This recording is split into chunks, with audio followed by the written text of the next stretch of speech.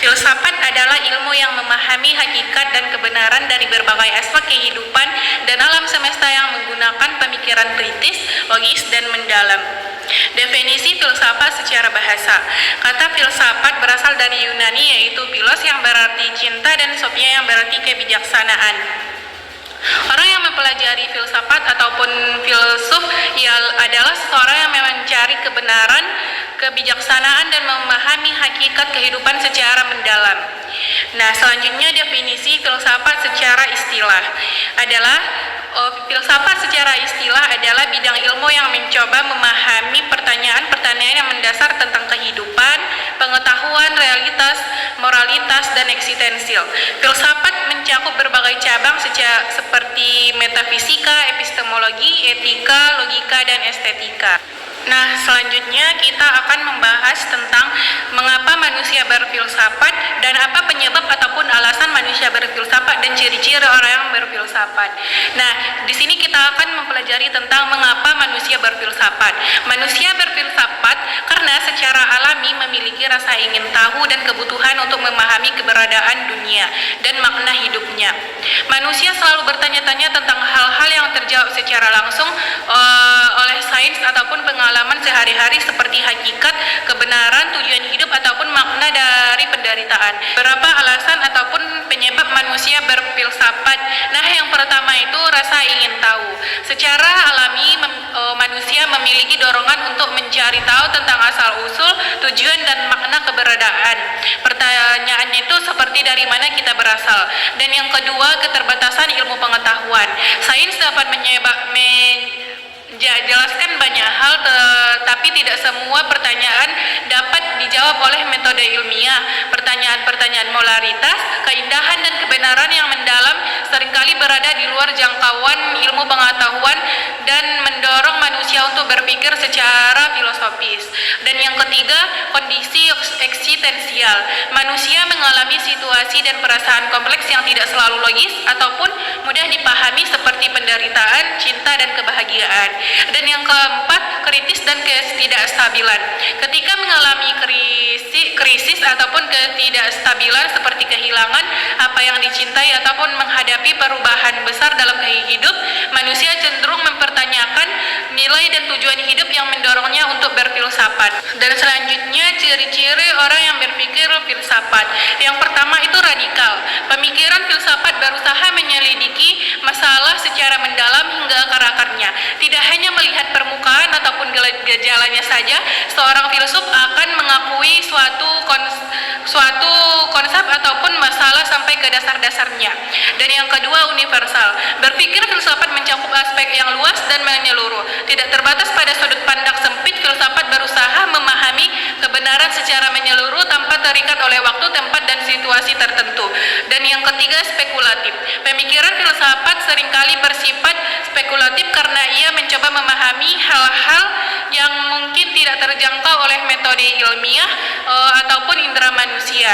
Dan yang keempat, kritis. Filsafat mendorong pemikiran kritis, yakni mempertanyakan asumsi, nilai, dan keyakinan yang diterima begitu saja. Filsafat tidak menerima sesuatu tanpa menekankan ulasan ataupun bukti yang dibaliknya. Selanjutnya, manfaat mempelajari filsafat dan referensinya dalam kehidupan sehari-hari. Dan yang pertama itu meningkatkan kemampuan berpikir kritis. Filsafat melatih kemampuan berpikir kritis dengan mempertanyakan asumsi, menganalisis argumen, dan mengevaluasi logika. Dan relevansinya dalam kehidupan sehari-hari, kemampuan ini membantu kita memilih informasi terutama di era banjir informasi dan berita palsu, sehingga kita bisa membuat keputusan yang lebih bijak dan berpikir secara logis. Dan yang kedua itu manfaatnya membantu memahami diri dan tujuan hidup. Filsafat sering mengajukan pertanyaan tentang makna hidup, nilai-nilai, dan identitas diri. Relevansinya dalam kehidupan sehari-hari yaitu refleksi ini membantu kita memahami siapa kita, apa yang penting dalam hidup kita, dan bagaimana menjalani hidup yang lebih bermakna. Dan yang ketiga itu membentuk prinsip dan moralitas. Filsafat mengajarkan kita untuk berpikir tentang apa yang benar dan yang salah, serta bagaimana bertindak berdasarkan prinsip moral. sehari-hari ini membantu kita membuat keputusan secara etis seperti berperilaku adil di tempat kerja ataupun mengambil tanggung jawab sosial. Selanjutnya penjelasan singkat perkembangan filsafat dari zaman Yunani abad pertengahan, masa kejayaan filsafat Islam dan pada zaman modern. Dan yang pertama itu pada zaman Yunani kuno pada tahun 600 sebelum Masehi sampai dengan 300 Masehi. Tokoh utamanya itu Thales, Socrates, Plato, dan Aristoteles. Fokus filsafatnya pada zaman ini ialah menjelaskan tentang alam semesta ataupun yang disebut dengan kosmos secara rasional tanpa bergantung pada mitologi. Dan juga fokus pada etika ataupun yaitu dari Socrates tentang bagaimana hidup dengan benar dan dalam politik ataupun keadilan dan negara yang ideal dari Plato, dan dari Aristoteles yaitu logika, biologi, metafisika, dan etika berbasis pengalaman secara empiris. Penyebab kebangkitannya itu keinginan memahami dunia secara rasional tanpa mitologi dan pola kehidupan demokratis di Yunani, khususnya Athena yang mendorong diskusi intelektual. Dan akhir periodenya itu ditandai dengan dominasi kekaisaran Romawi dan munculnya kekristenan yang menggantikan filsafat Yunani dan fokus pada agama. Dan yang kedua itu pada abad pertengahan mulai dari 476 sampai dengan 1400 Masehi. Tokoh utamanya itu St. Augustine, Thomas Aquinas, Boethius, dan Anselmus. Dipengaruhi oleh filsafat Islam, Firmus ataupun Ibnu Rus, dan Avicenna ataupun Ibnu Sina. Fokus filsafatnya ini menyatukan filsafat Yunani khususnya Aristoteles dengan ajaran agama Kristen. Membahas tentang teologi seperti keberadaan Tuhan, hubungan iman dan akal, kebebasan manusia, dan etika Kristen. St. Augustine ataupun filsafat berbasis teologi terutama tentang dosa asal dan rahmat. Thomas Aquinas berpendapat tentang mencoba menyelaraskan ajaran Kristen dengan logika Aristoteles ataupun Summa Theologica. Dan penyebab kebangkitannya itu kebutuhan menjelaskan ajaran agama secara rasional, pengaruh karya filsafat Yunani melalui terjemahan Arab dan Latin. Akhir periodenya itu berakhir dengan munculnya Renaissance ketika manusia Renaissance. Akhir periodenya itu ketika dengan munculnya Renaissance ketika manusia beralih dari fokus agama ke sains, seni, dan humanisme. Dan yang ketiga itu masa kejayaan filsafat Islam pada tahun 800 sampai dengan 1200 Masehi. Tokoh utamanya itu Al-Kindi ataupun filsuf pertama Islam, Al-Farabi, Avicenna ataupun Ibnu Sina, Averroes ataupun Ibnu Rus, Al-Ghazali, Ibnu Tufail.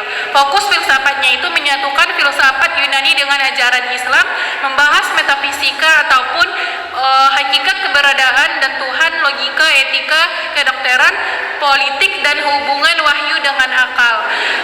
Avicenna yaitu metafisika dan kedokteran. Averroes memperjuangkan harmoni antara wahyu dan akal. Al-Ghazali kritik terhadap filsafat Yunani, memperkuat sufisme. Dan penyebab kebangkitannya itu kegiatan penerjemahan karya filsafat Yunani oleh ilmuwan Islam, dukungan politik dari Khalifah Abbasiyah ataupun seperti Baitul Hikmah. Akhir periodenya itu berakhir ketika kritik dari tokoh seperti Al-Ghazali dan melemahnya pusat-pusat intelektual di dunia Islam. Yang terakhir itu pada zaman modern dimulai dari 1400 sampai dengan sekarang. Tokoh utamanya itu awal modern René Descartes, Francis Bacon, John Locke, Thomas Hobbes.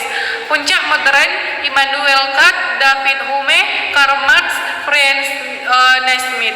Fokus filsafatnya itu pada awal periode beralih dari teologi ke rasionalisme ataupun Descartes dan empiris ataupun yaitu Bacon, Locke. Puncak modernnya itu penekanan pada epistemologi ataupun teori pengetahuan, kebebasan manusia, politik dan etika. Descartes cogito ergo sum, ataupun aku berpikir maka aku pun ada. Dan Kant membahas moralitas dan batas pengetahuan manusia.